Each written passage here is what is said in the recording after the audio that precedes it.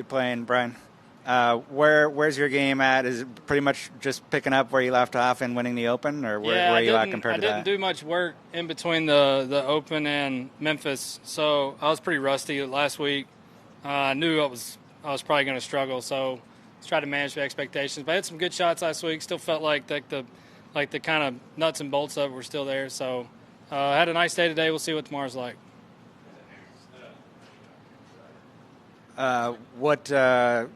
What it was like going well for you? Were you just putting really well again, or?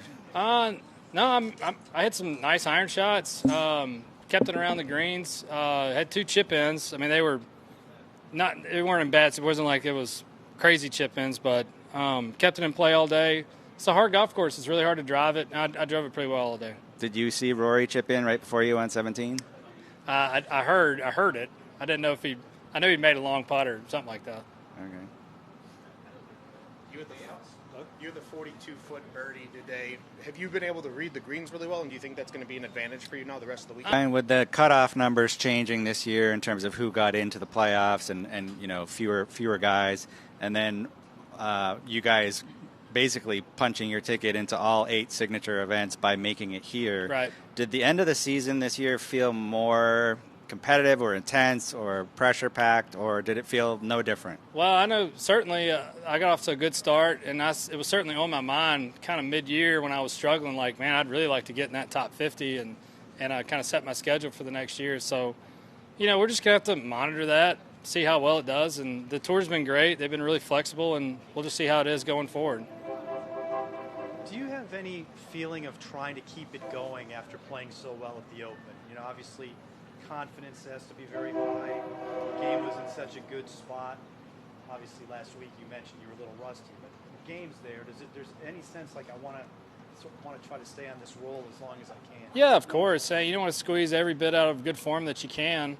But the really important thing for me is just executing golf shots.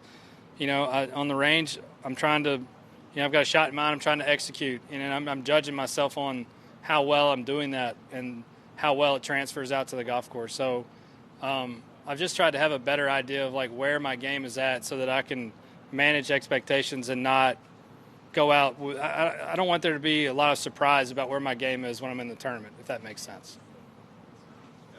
How would you contextualize what Lucas Glover's done the last couple of weeks and just kind of what that says about him? I've got it's hard for me to put into words how proud and impressed I am with Lucas Glover just because of what he's been through. Lucas, I read an article the other day that made me very angry. It said, it called Lucas Glover a journeyman. It said a journeyman Lucas Glover. And I thought, what a ridiculous thing to say. This guy's made, I don't know how many tour championships, won the U.S. Open. He's won 6 or 7 times now. Lucas Glover's a world beater. And to go through what he went through with his putter and to come out the other side, I think about like Andy Dufresne, crawling through the river and coming out clean the other side. I'm so proud of him. I'm so happy for him. And, gosh, my wife and I are watching him win Wyndham, and both of us are in tears watching it. And then to follow it back up the next week, and it's awesome. Is that kind of the beauty of golf, how stuff like that, you never know when it can be someone's time to do something? Yeah, you never know. If you'd have told me that I was going to win the Open mid-year after Memorial when I missed the cut by 100, it's a beautiful game, and it'll humble you real fast. So just got to keep your head down and keep going. Did you get a name of the guy that wrote the story? No, I didn't. He doesn't matter because that opinion is just that just baffled me.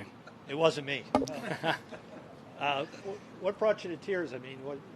Just I know what it means to Lucas. I know what it means to his kids. You saw his daughter's there, and she's just crying her eyes out. It was just a beautiful scene, and I think all of us, especially we all struggle from time to time. And Lucas with the putter, he struggled. It's like he's talking about putting left-handed.